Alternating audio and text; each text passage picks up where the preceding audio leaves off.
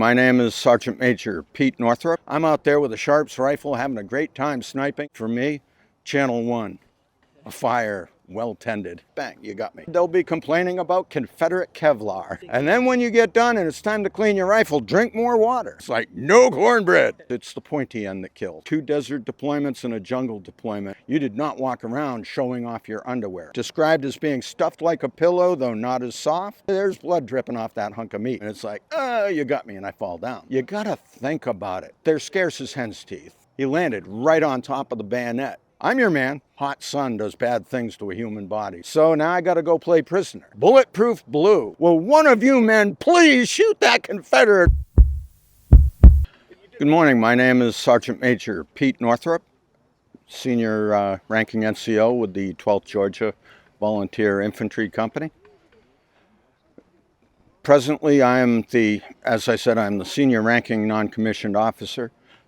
Duties and responsibilities are ensuring that all soldiers are in a state of readiness whenever the captain needs or colonel needs us to be prepared for battle or dress parade or various other duties about camp. I originally started in reenacting after 27 years in the U.S. Army and getting a degree in military history. Not that that's a requirement, but found that this was an interesting thing to do. So I joined one company and started out as a private in that outfit. And then after I learned the ropes and the workings of the muzzle-loading rifles and percussion revolvers, saber, various other weaponry of the period, kind of moved on to a different unit. And anyway, it's a lot of fun. When I first heard about it, I thought, wow, this is great. And I was expecting that I was only going to be coming out to an event with Confederate soldiers and Yankee soldiers. But when I arrived, I'm finding Confederate soldiers, Yankee soldiers, women in hoop skirts, men in top hats, and children in period clothing having better battles than the adults were. So it's very much a family show. And definitely a hobby that is great fun for not just me, but the entire family. Regrettably, my wife's not here this weekend, but elsewise I'd be having more fun, having to get her ready as well as all the troops in the company. Did you base this off a specific person or just a typical soldier from the time period? I'm basically portraying myself as the kind of soldier that I was in my regular life in the U.S. Army.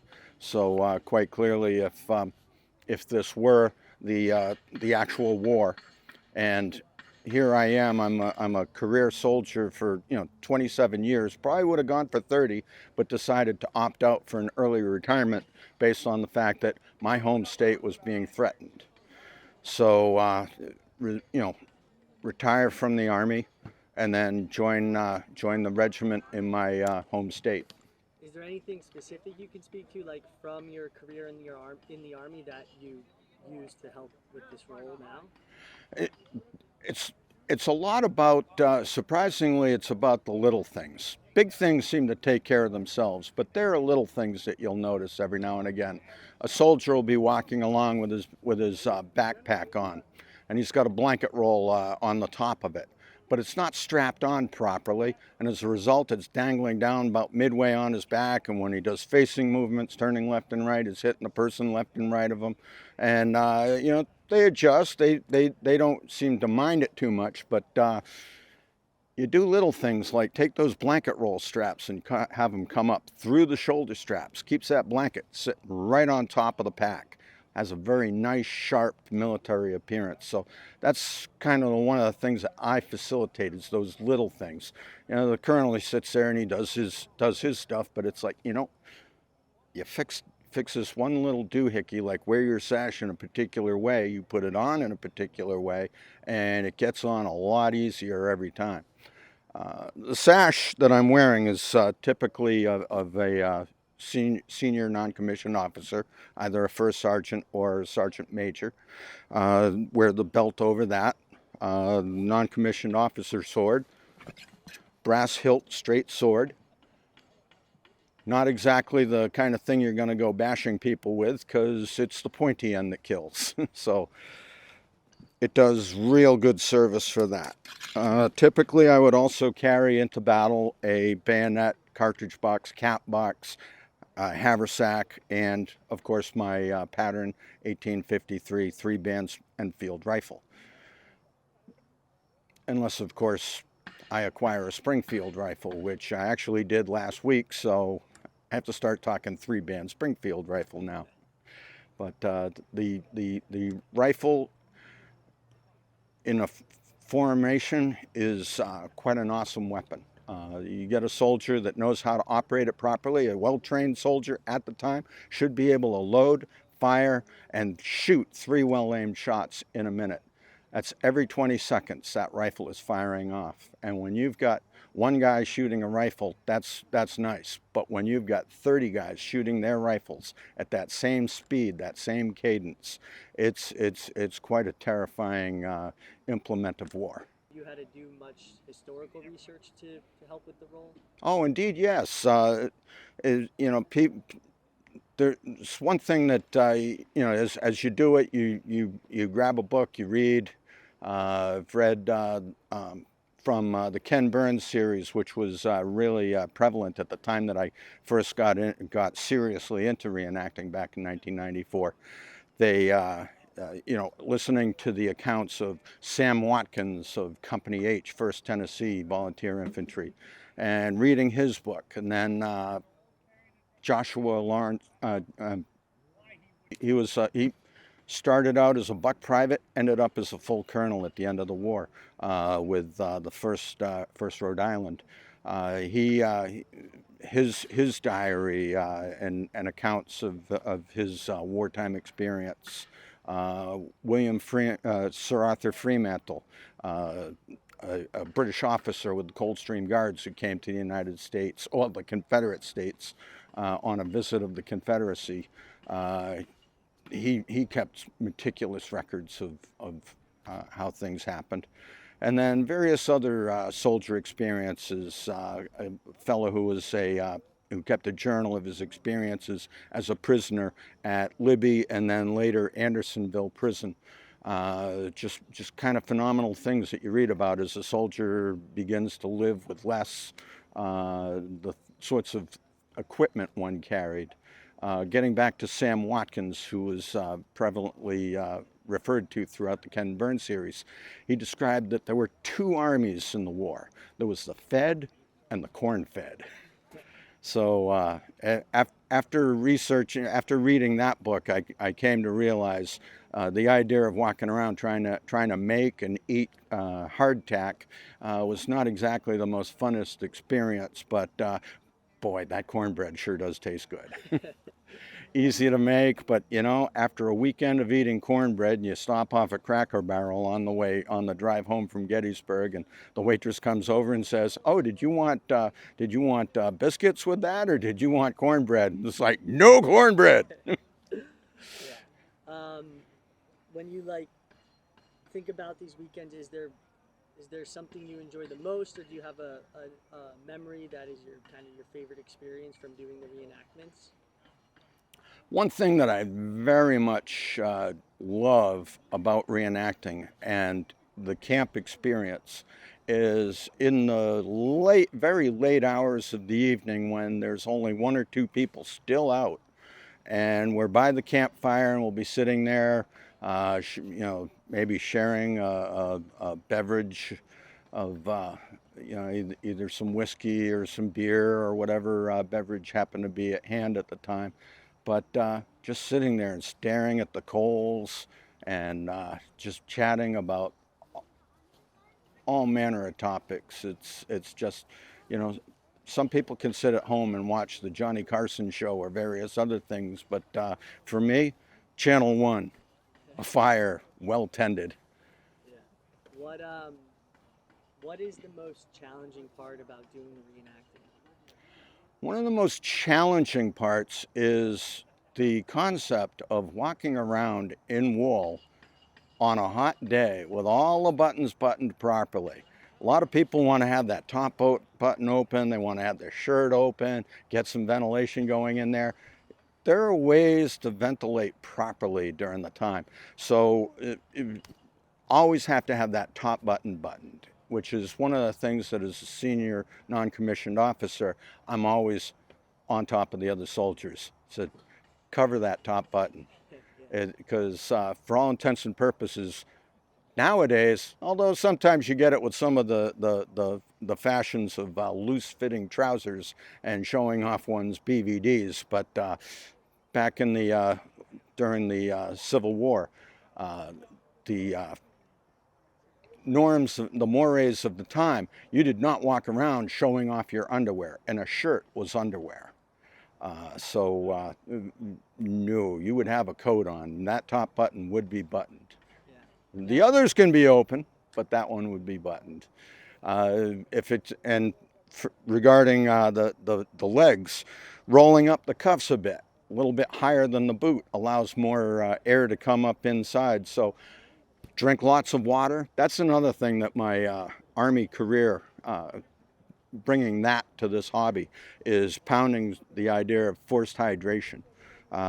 Two desert deployments and a jungle deployment, you have to drink water, because if you sweat out all your bodily fluids, as soon as you feel thirsty, it's too late. You got to drink about that much water before the battle, refill the canteen, and drink that much more throughout the day. And then when you get done and it's time to clean your rifle, drink more water. Do you think they were able to stay hydrated in the 1860s? To a certain extent, as I said, you'd asked earlier about did I have to do any particular research. One particular book that was of great service was John D. Billings's Hardtack and Coffee. He was a member of the 9th Massachusetts Heavy Artillery, served throughout the war from the very beginning when Lincoln made the first call up for volunteers. The things that soldiers carried, some soldiers, it was like you had a blanket, you had a pack, you had 2 changes of clothing, you had a belt, you had a cartridge box, you had a canteen, you had a cup, and then after a while it's like, hey, I'm carrying all this stuff. I think I'll ditch that extra set of clothing.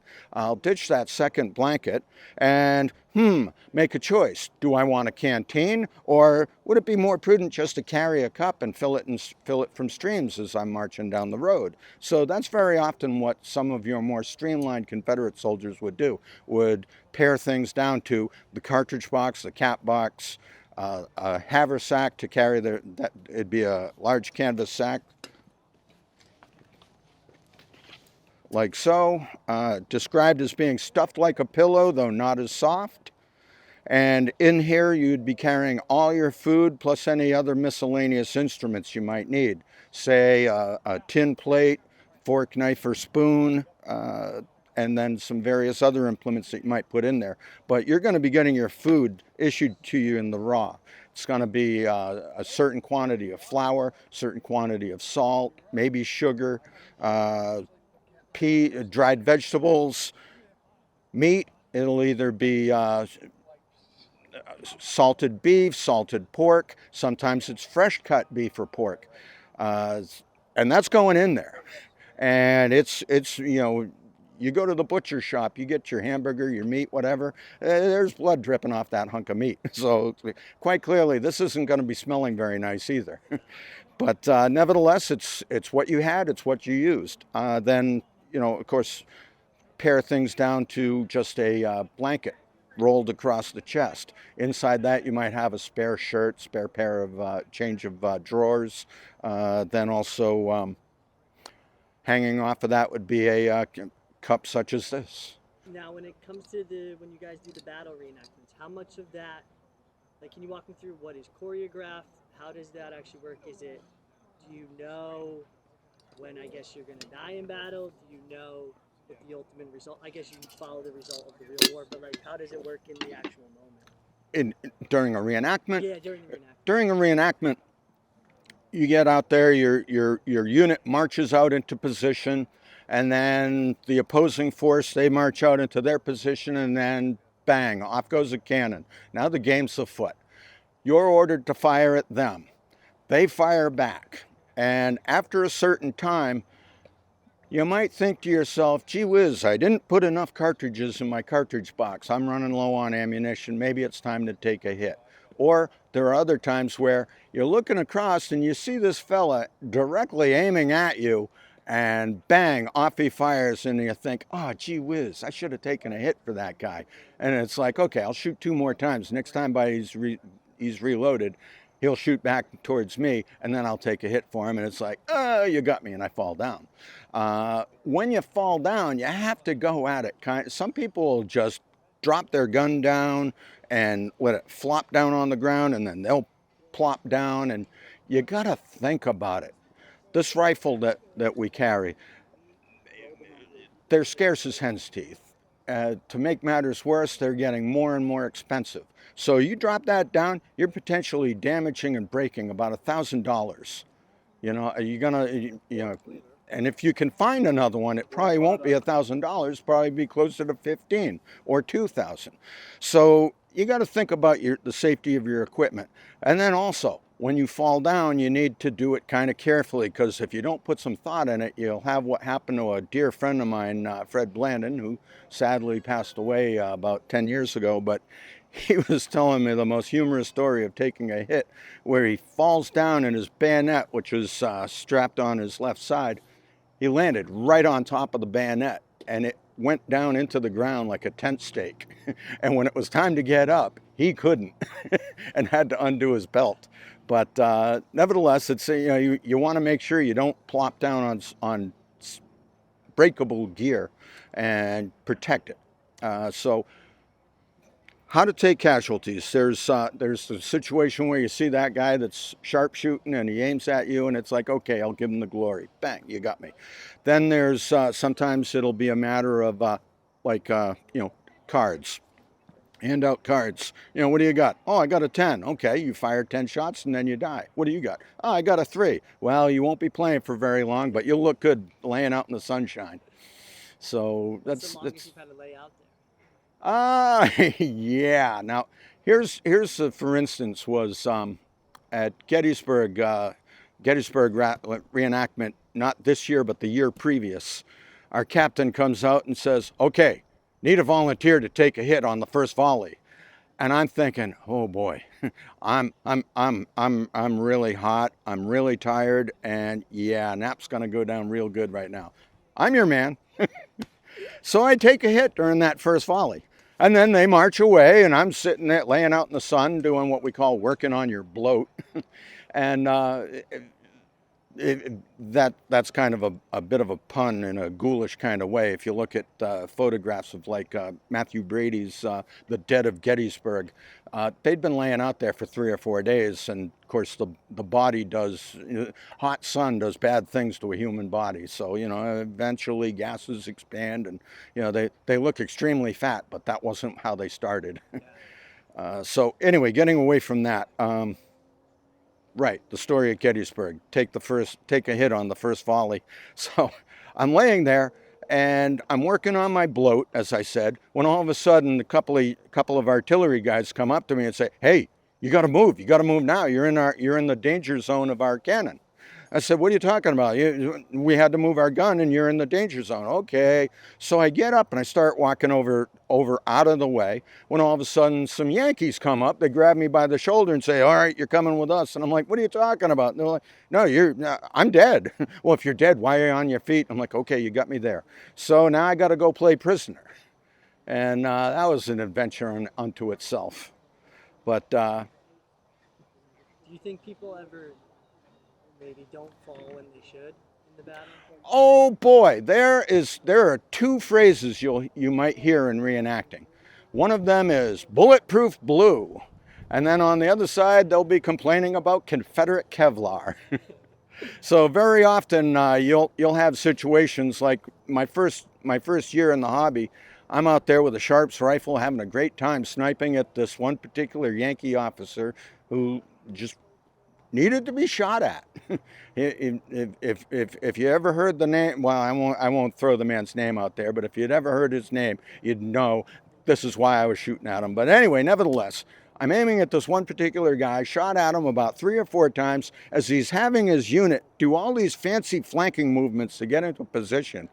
And I'm just sitting there thinking, he's taking entirely too long moving his men. So I've shot at him about 6 times. And finally, he berates his men and says, "Will one of you men please shoot that Confederate over there before he shoots me one more time?" So yeah, it was nice that he finally respected the fact that I was shooting at him. He knew I had him, but he had to command these soldiers, so he couldn't fall down yet. Yeah.